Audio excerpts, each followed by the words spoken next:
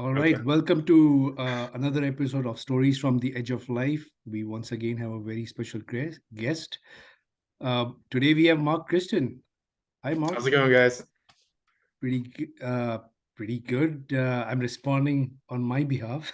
Yeah. Mark, please share a little bit about yourself for the audience. Okay, so my name is Marc Christian. I'm I'm a Cali boy. So I was born in Southern California. I've lived here, my whole life, bouncing around Temecula area and Los Angeles. I do music for a living. I've been doing that. That's sort of the only thing I've ever done is music. So I'm a cellist mainly, a cello player. So I do, when I was in LA, I did a bunch of cool like celebrity work, Grammy stuff like that. I do a bunch of special events like weddings and memorials and corporate events like that. And so that's pretty much takes up all my time. It's what I love doing. And yeah, I come from a big family. I'm the second oldest of nine, so that's a big part of my life. Um, what else? I just got married a year ago, so that's new too. I Oh, was saying bro. I was saying congratulations. Oh, thank you, thank you. Yeah, sorry, I cut out for a second, but yeah, it's back. Yeah, congrats. So, anything else you want to add to that? Um, let's see. So, what about me? Music wise, or just in general, or Just about you, and we'll get to learn a little bit more about you as we interview you. So it's okay. I'll introduce myself. I'm Parag Bharadwaj. I'm a hospice and palliative medicine physician, and it's a pleasure to connect with you today, Mark. thank you, thank you for having me.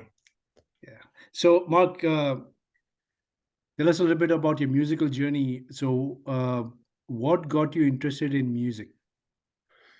Well, let's see. So my first musical experience was piano lessons when I was 5 years old, and that was like a complete fail. So I started when I was 5 years old, but I was such a shy kid, and I was so quiet. I couldn't talk to my teacher at all. So my teacher actually dropped me. Like 2 weeks later, because he's like, this kid's not saying anything. So that was my first musical experience was piano. Um, but then when I was nine, my dad bought me a drum set, and that just like changed everything. It's like what little kid, what little boy doesn't want to play drums? So I started playing drums, um, and I started playing. I was just like a rocker. I was like a little rocker kid. So um, I started with that. Then I picked up piano again, and then I picked up cello soon after. Um, and cello kind of ended up being the thing I really stuck with. Um, but yeah, so I've played rock bands throughout my whole life on drums. And then cello was what I went to college for cello actually. So that's what I took the most serious. And then that's kind of what I do for a living now. Is just I just play a bunch, play and teach. Great. So what made the cello so special for you? I think a lot of people have a connection with cello, whether they play it or not. When they hear it, they do, and I think it's because it very closely resembles the human voice. So it covers the range of the human voice. Um, and the vibrato in it's so customizable and so controllable, so it really does feel like a voice. And for me, I grew up a very very shy kid, like I was telling you. I didn't talk to people all that much, and cello kind of became my voice, honestly. So and that's still how I think of it when I'm playing. I think of it as a form of communication. So I think that's why it really stuck with me all these years. So describing the way you've described your personality, is it also your best friend? Best friend? No, I would say it's more just like a part of me, you know. Yeah, I wouldn't call my best friend, but it's more just like it's more just how I express myself. Got it. Yeah. So tell us about your take in terms of what, in your view, makes music so unique. What makes it unique? Well, I think it's different for everybody. So here's why it's unique and special to me. It has to do with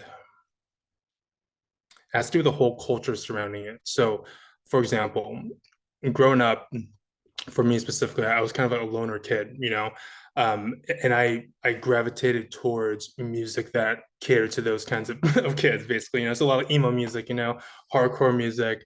So I like hung out with like the emo like goth crowd, and there was like this whole culture and whole like companionship with music. Um, so for me, it was like it was everything surrounding. It wasn't just the music itself, although it was a lot of that, but it was just it was the whole culture surrounding it, and it was the whole um if you think about your favorite song or anyone's favorite song, they'll know the lyrics to it, and then you ask them like why, and it's like because those lyrics express something that they know to be true, but they didn't have the words for that before. It's like that's the cool thing about like artists, like they give you, especially vocalists, they give you like words as a gift to you, and they become your words for your own life. Does that make sense? Absolutely, yeah. And I appreciate the way you're describing your personality and how music has played such a big role. And the parallel I'll draw in terms of what, the conversations we've had with patients and their family members on this channel, they always talk about the music being a reliable friend, right? Yeah. That is Yeah. always there for them, especially when they're feeling lonely, when they're going through a lot of intense things.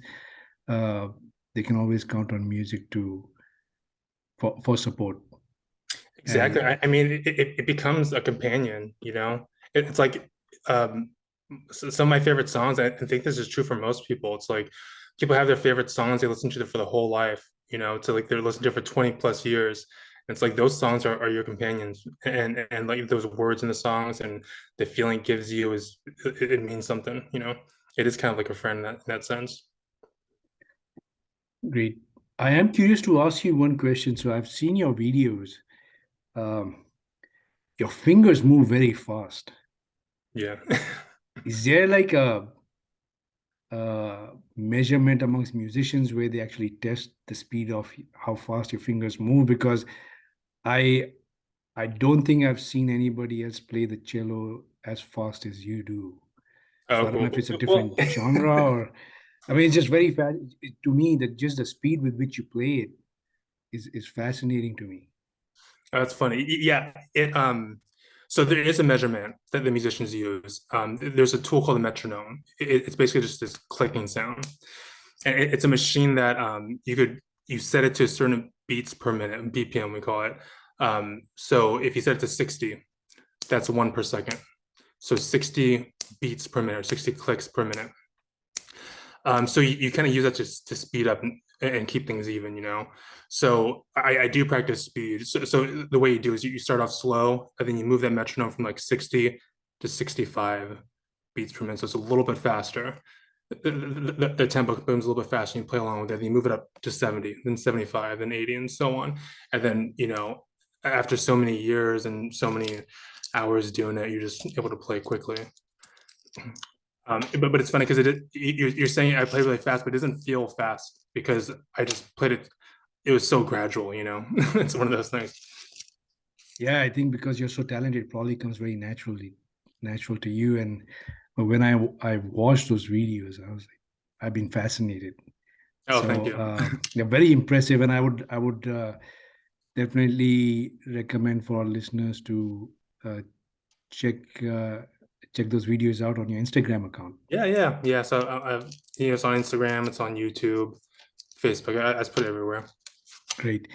Now, coming back to what I was talking about, patients and families and so forth, especially in my line of work, we deal with family members facing, a lot of personal losses and so forth.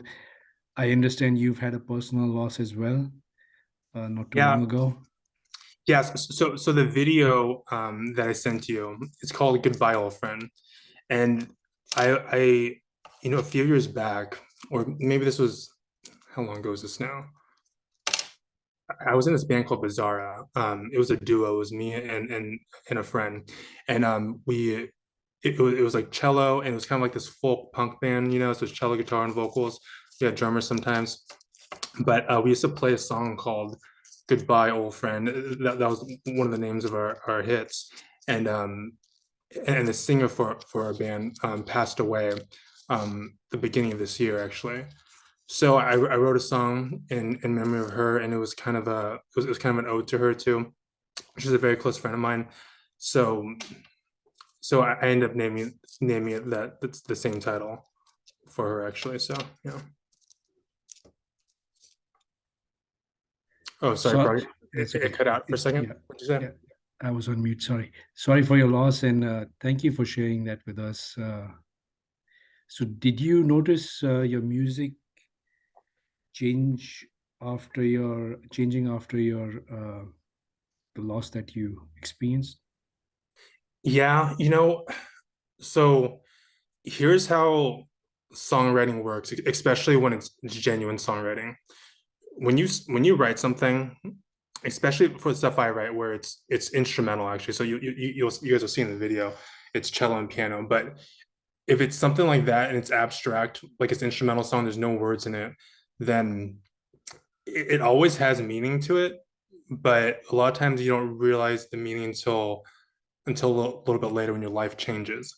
So if I, for example, I started writing music when I was 19. I'm 32 now. So the music I wrote when I was 19, it sounds a very specific way because it kind of captures how I was when I was 19. It's like a snapshot into my psyche and into my life. And this is the same with any artist. Um, so a lot of times you'll even see with your favorite bands, it's like they have an album, people love it, and like 10 years later they have another album, and they're like, oh, why don't you play stuff you played 10 years ago? But they can't do it genuinely because they're not the same people anymore. So when something big happens in your life, so for me, you're talking about this song. It's like, yeah, whenever someone close to you passes away, it does change you, and it doesn't have to change you for the worst. But you are different, when someone close to you dies. And I was actually talking to this about or talking about this with my wife, because she lost her grandma recently too, who she was really close to. And yeah, it's like when someone you love and had an impact on you passes away, you you lose a part of yourself, but you also gain something from them. It's like you gain their life perspective, and you take it with you. Um, so yeah, so it changes you in that sense, in a very like real, profound sense. It does change you. So I think so. Yeah, naturally, as a songwriter, it's like the music changes too, because I could try to write how I wrote before, a year or two ago, but if you're different and you write genuinely, then it's not going to come out the same. Thanks for sharing that perspective. I think it was very powerful. Yeah. Now, one thing before we wind up, uh, I've just been very impressed with your energy and your positivity. In spite of the recent loss that you've had, what is your spin on life? How do you look at it? I'm just curious. Man. What was my take on life? What part of it, or like No, but just I, how do you? What's your outlook? Because you seem to have a very positive attitude. yeah, I mean, well, okay, so for me personally, as far as I can remember, I've always thought about death, quite a lot, and not necessarily even in a morbid way, but just knowing that time is always running out, and I've always felt that way, and it makes me anxious sometimes, but um, it makes me also grateful for things, for people, and just like seasons of life, and just like really realizing that nothing is permanent. It's like even with my music, it's like it's not permanent. Like my life isn't permanent. My relationships with people, like people are gonna pass away. I'm gonna pass away. It's like, and there's an element of that's sad about that, but there's also an element of that because of that it makes things precious. It makes life precious, and it makes the people you're around precious. And So yeah, I guess that's my outlook on life. And I don't, I'm not going to claim to like know the meaning of life, but I do know that it's fleeting, and it goes by quickly. And the older I get, the more I realize like how quick life goes by. So, and I do believe in afterlife too, although I'm not really sure about the specifics, but just, and I can't even tell you why I believe in, but I just have this like underlying feeling that that's the case. Um, so yeah, I guess that's how I stay positive with things, is knowing that like everything's temporary, and that you know you have to like cherish it for what it is. Thank you for sharing that wonderful perspective. And I'll tell you why I asked that question. It's interesting because we interview musicians and we also interview patients, family members, clinicians, and there is a common theme to what most, if not all, people say. So thanks for sharing your wisdom with us. Yeah, Any of course. parting thoughts? Parting thoughts. Um, I guess what I was just saying, it's like, life is so temporary, and things go by so quick. It's just to really cherish what you have now. Um, and even, speaking about my friend that we were talking about a second ago too, it's like cherish like their perspective, and their impact they had on you, and that's how they live on. I went to her, I actually played cello for her memorial, um, a few months ago, and it was seeing like the whole church packed with people that she's impacted.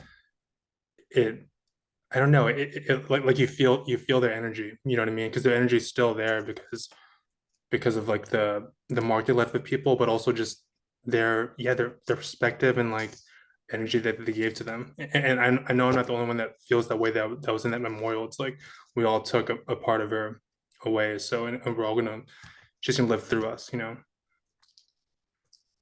Thank you. Thank you.